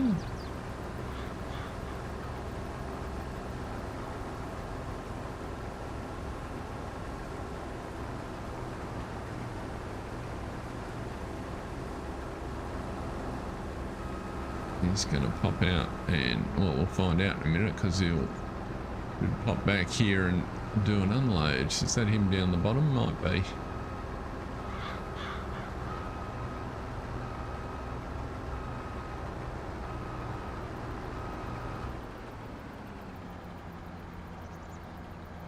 Might have arrived just in time. Just see if he managed to get here without driving through the crop. Let's see. You're waiting.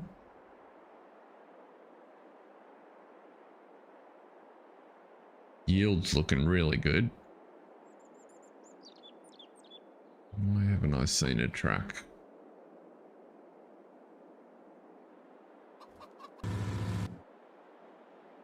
Because the truck is somehow stuck over here with a full load of canola.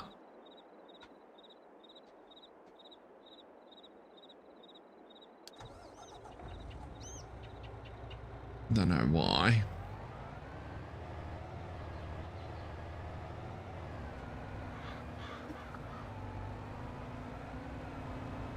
Don't know what you were even doing in this field, given we don't own it.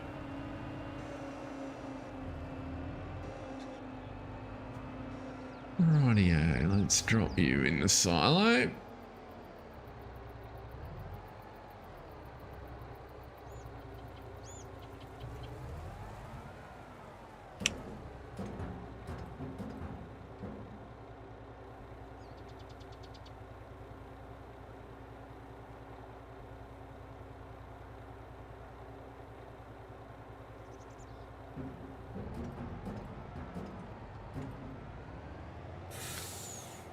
The other thing I'd like to do is make that a drive-through circle, which means taking out the big barn that's to the right, which we don't use very effectively. So a few things to think about on the yard reconfiguration front, I think. I mentioned at the start of the stream, I'm going to make a drive-through here, but I can't delete. I've got to go into Giants Editor to delete a couple of sections of hedge so that we get field access right here.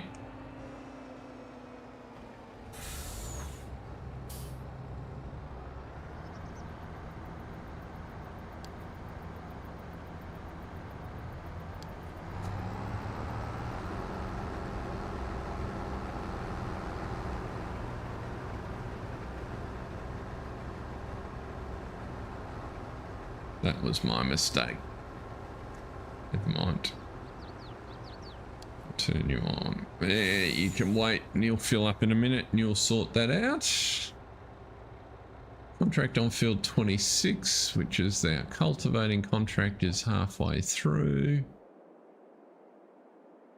Are there any other contracts we want to have a squiz at? There are still heaps. Won't worry about that cultivating at the moment. And there are heaps of harvest contracts. And a big liming contract. We like the big liming contracts. We'll accept that. That can happen in the background when we've got a spare kid to run the lime spreader. But I think for today, that's where we might leave it, Jason. Great to have you along. Hope you have a good end to your Friday. Thanks everyone for watching. It's been fun. Same schedule as normal next week. We'll keep doing what we do. Thanks for watching, everyone. See ya.